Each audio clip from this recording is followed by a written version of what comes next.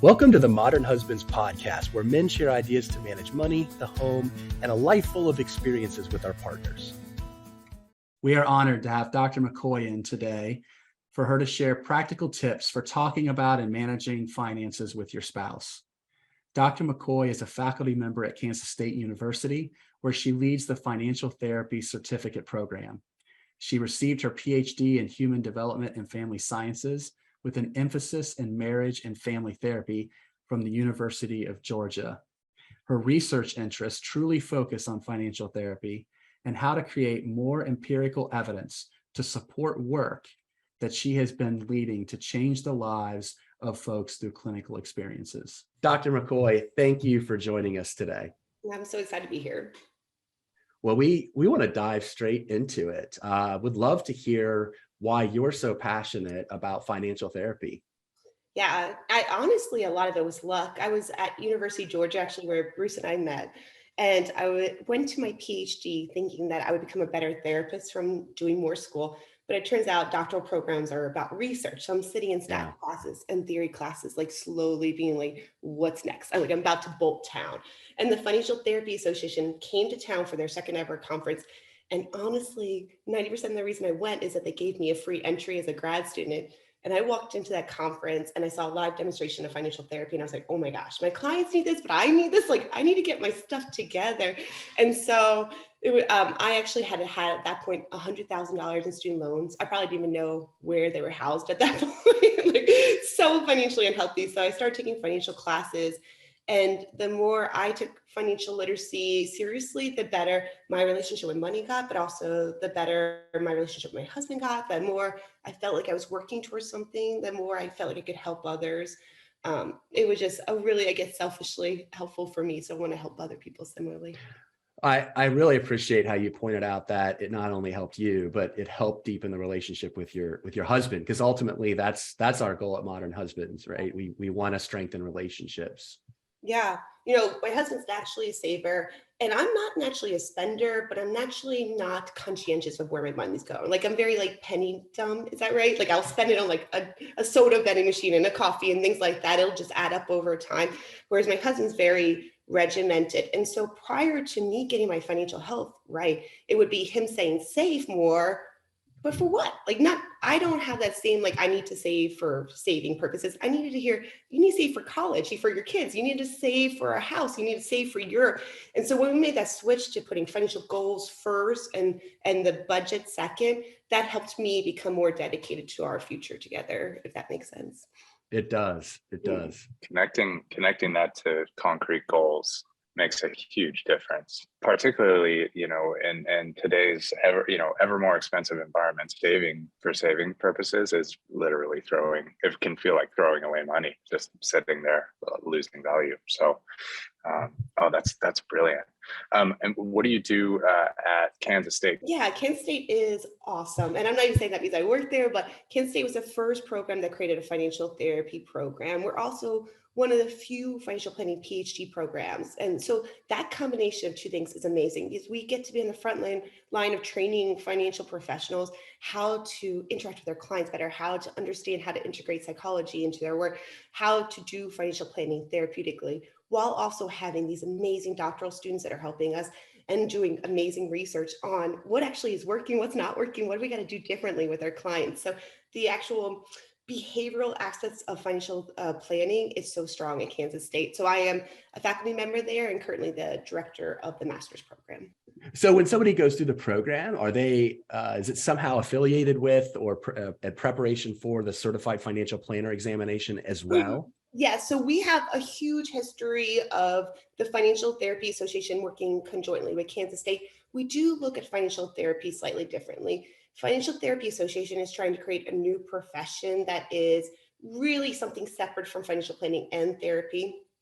Us at Kansas State are trying to make the best financial planners. We want financial planners who do financial planning, with all these skills and tips and techniques that'll foster trust, communication, and just okayness in our clients. So that's a little bit different, So we do a discount for the CFT. Our classes are lined up directly with the objectives, but we're not a one-to-one kind of overlap. So, I mean, I'm trying to imagine at least what the conversations must be like with your husband about money, right? I mean, you're an expert at it. But I can't imagine that it's something that comes easy for everyone. So for our listeners out there in particular, we realize that having conversations about money can be really, really tough. So, kind of a step-by-step process, starting with preparation. How as a partner, if you're listening right now and I want to talk to my partner, my spouse about money, how would you suggest that they prepare for that conversation? Well, there's that expression like the shoemaker's kids go shoeless. So my poor husband doesn't have as many advantages of being with someone who loves money and financial therapy as one would assume. He's actually very calm. And that's the trick, is recognizing your emotional state and be able to say, we need a break. We need to take a step away. Let's recircle back in a couple hours. Because I hate when people tell newlyweds to not go to sleep angry. Like sometimes you just need to go to sleep. Sometimes you just need a Snickers bar and things will get better. Sometimes our bodies need to calm down so we can hear each other better. And so I think going into this financial conversation saying, we're not going to solve all our problems in one strike. We're going to just start, because I've done some studies where it was like 80% of people had not talked to a single soul about money in over a year. Wow. We don't have practice talking about money, so we can't do the entire budget in one sitting. It should be like, let's start small. Let's just talk about how our families handle money growing up and see where we're the same and see where we're different and which ones we want to throw out and never do in our own families and which ones are this is kind of cool. I wish we were kind of similar. Start there, start small, then start with the dreams and goals in mind. And so you're not starting with the scarcity mindset, you're starting with this abundance mindset of this is where we want to go. And then you can start working the tangible steps. Another huge piece of advice is bringing paper into things. We stay calmer if we're focused on writing down exact words or thoughts. It causes our brain to kind of switch back and forth from the left to the right side. So so we can grab a piece of paper instead of focusing on he's trying to tell me not to buy Starbucks. It's more okay, together we're both focusing on sacrifices we're willing to make that won't make us feel like we're deprived. And that's really key too. So many people go just to, I get so much pleasure off of this thing and I know I shouldn't buy it, that they stop buying it and then they end up spending more, right? It's you want chocolate cake and then you end up eating chips and granola bars and all this other stuff. And it would have been better to just eat the chocolate in the first place. So finding a balance of not depriving, but saying, what's one little thing I want to do differently this month so I can reach that goal that we together came up with? We had on Dr. Combs earlier, and one of the things that he talked about was basically breaking the brain into three basic parts. But I'm going to simplify it even more. We have system one, system two. We have a part of our mind where we are the pilot flying the plane, and we're making really rational, thoughtful decisions. And then, primarily an autopilot, right? Where we're not really flying the plane, we're just kind of in automatic and we're responding to things emotionally. And is the idea of writing down parts of the conversation to kind of trigger your mind to use the prefrontal cortex, that thinking part, and pull it out of the emotional part of your brain. Is that why you recommend it? Yes. And then once you write on paper, you guys can nudge it a little bit. The best example is in one of the best conflict resolution worksheets out there. It starts with state the problem. Have you ever, when you're having an argument with your partner, actually had to state the problem? Because no longer can you say you're being a jerk. It has to be something between you guys rather than in the partner, right? You have to come up with a shared language that you guys are both working on. And that step in and of itself can be so dramatically life-changing. To be oh, we're teammates. We're working on this together. I like it.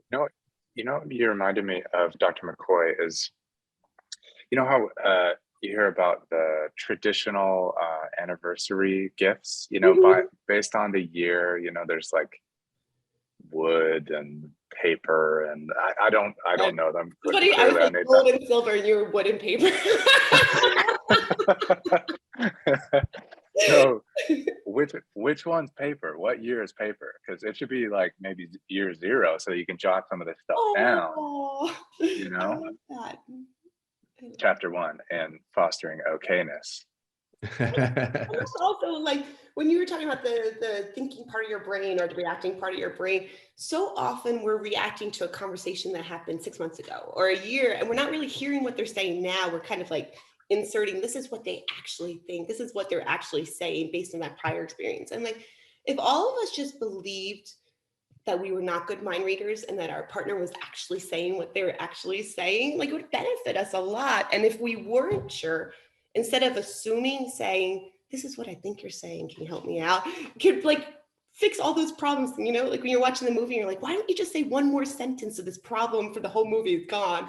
That's how we are with our relationships sometimes, you know? You've given us a deus ex machina to persevere through some of these challenging money conversations. Okay, so you talked about 2 strategies already. So you've jumped ahead beautifully and helped us segue into our next question. So you talked about breaking it down and sort of starting small, maybe even if that means going to bed angry every once in a while, you know, you've started. And you've talked about getting it down on paper to sort of transition your brain into that planning mindset. What are some other strategies that couples can use when those money conversations are getting tough to manage the conversation, keep it moving forward productively? Yeah, you know, part of the reason money conversations are hard, it feels so personal, right? Like there was a great thing I heard one time where this guy was running around asking these people such intimate details about their life, about past drug use and all this stuff. These people were just spilling their guts, right? And then they end the interview and say, how much money is in your account? And they were like, whoa, whoa, whoa, I would never tell anybody that, you know? And so sometimes it's so personal that another trick is that you really are at the beginning stages of being able to talk honestly about money. Don't make it about your money. Make it about like, what would you do if you won the lottery?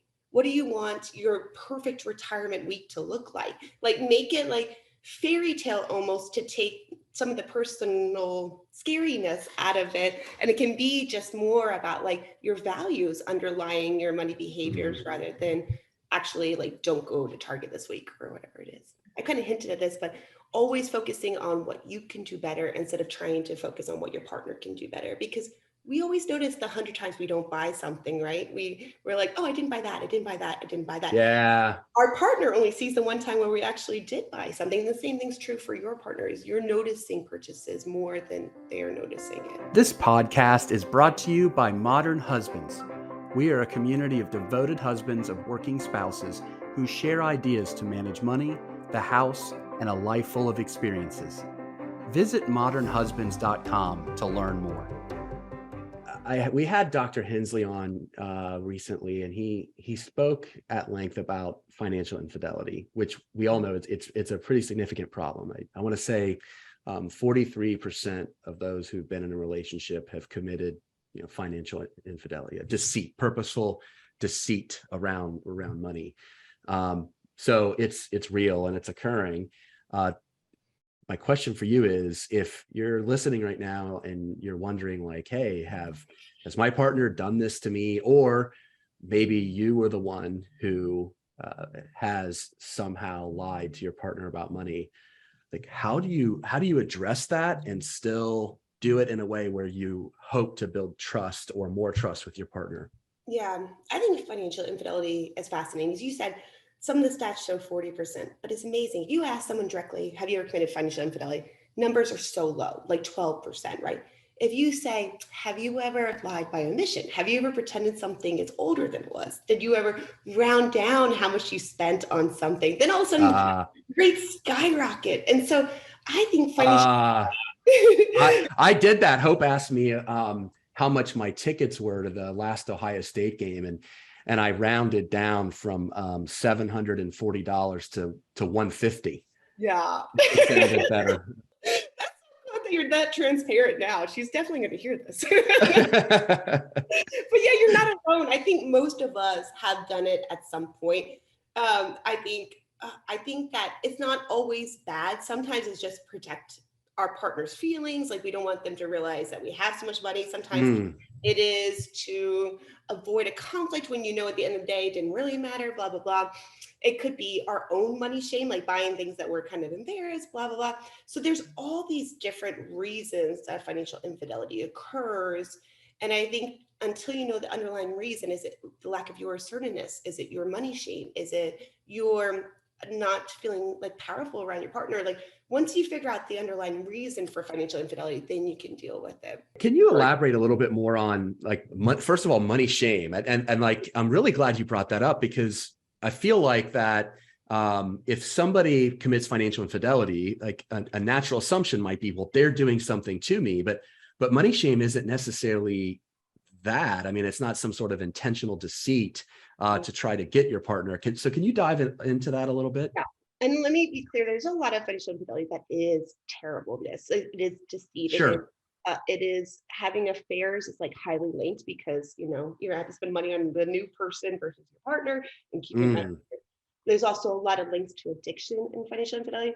But the smaller indiscretions, I do think, often have to do with shame or a lack of assertiveness. So either you're like feeling like guilt around your purchases, maybe you're spending more than you want, maybe you're buying things to cope instead of more healthy coping strategies.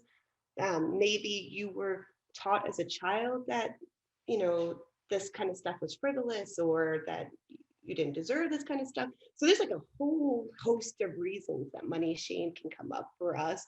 And I think all of us have had some layers, you know, of buyer's remorse, you know, that afterwards you're like, that was selfish, or that was wasteful, or that was inappropriate after we bought something. But sometimes if it's perpetual, it's usually a sign of like, maybe you are having some impulsive shopping or using it as coping, buying things to make yourself feel better, which is only going to help for a little bit. So I play a lot of pickup basketball.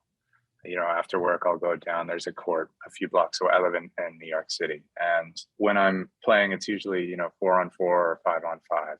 And if ever I do something selfish with the ball, you know, I dribble around for a while and I shoot myself without passing, any other selfish behavior on the basketball court, I'm immediately like so apologetic to these people that I don't know, utter strangers. However, in my relationship with my wonderful, amazing wife, if I do something selfish, you know, maybe I make a purchase, maybe I order takeout, even if it's not in the budget and I should be cooking anyway, you know, any sort of small selfish thing, right?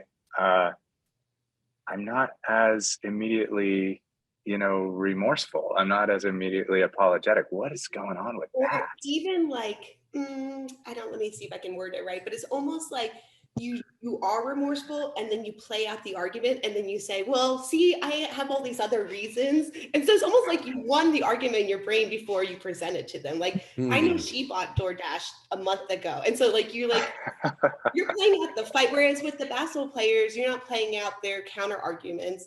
You do play out the counter arguments in your minds with your partner. And so it is hard because, you know, over a lifespan, hopefully we commit 100 million indiscretions on each other, because that means that we lived 100 million minutes with each other, you know, so there are going to be mistakes made. And if you see them as mistakes rather than like intentional harming of others, giving that benefit of the doubt to our partner is like the greatest thing for a relationship. If we could all be super gullible, it'd be great. As we're talking about financial infidelity. What is one simple step that our listeners can take from this conversation, like that's actionable, that they can do right now, that they can implement immediately in their relationship with their spouse and money? Well, I think honestly, the best prevention for financial infidelity is having both partners engaged in the finances. It's so easy to have one decision maker and one person relinquish all financial responsibility. And usually, honestly, the decision maker likes it. You know, they get to have control. They don't have to worry about navigating things. But the more both partners buy in, you don't have to do, you know, both of you guys don't have to do the exact same task around finances, but both of you should have passwords. Both of you should look at your accounts. Both of you guys feel like partners around finances rather than one person being decision maker, the less likely infidelity to happen, because the person who is the decision maker will know that, oh, I could get caught more easily. And the person who is not the decision maker won't feel like they have to hide it because the other person's in charge. Does that kind of make sense? Like, It does. yeah. And so the more both partners say, okay, let's do this together. This is our future. We're in it together. The less likely financial infidelity to happen. So you're really talking about controlling money together, not necessarily managing money, which you can do, right? Those are two separate things. So controlling money is deciding how it's going to be saved and spent and given, et cetera. Managing money is the action of like paying bills, building credit, et cetera. So that's interesting that you brought up the importance of having joint control over the money. And like joint awareness. One person is going to end up being the bill payer because otherwise bills will be forgotten. Like, oh, I forgot you're in charge of Target. I'm in charge of, MasterCard. Yeah. Usually one person has to be the bill payer, and that's fine. But both partners should have like account access. Like, it's amazing sitting in financial therapy sessions, realizing one partner doesn't have access to their credit card, doesn't know how to log in to look at their accounts. Like, it's very, very common. There's nothing wrong with it, but both partners, even though at the beginning we'll have some navigating, both partners in the end will be happier if there's more egalitarianness around that. You are a wealth of knowledge, Dr. McCoy. Thank you for joining us today. We will be sure to share a link to Dr. McCoy's bio and some of her resources in our show notes. And for those of you who are subscribers, we appreciate that and look forward to future conversations. If you're not, you can subscribe anywhere to the Modern Husbands podcast that you get your podcasts. And great place to start is modernhusbands.com, where we have our podcast, but we also have a community of folks who are devoted husbands that find it very important to help manage the home, money, and a life full of experiences with our partners. Thanks again for having us, Dr. McCoy. Thank you. Thank you. A big thanks from Dr. Ross, Christian, and myself to today's guest, and of course, our listeners. Please remember to like, comment, and subscribe to today's podcast. You can find our podcast on modernhusbands.com or anywhere you download your podcasts.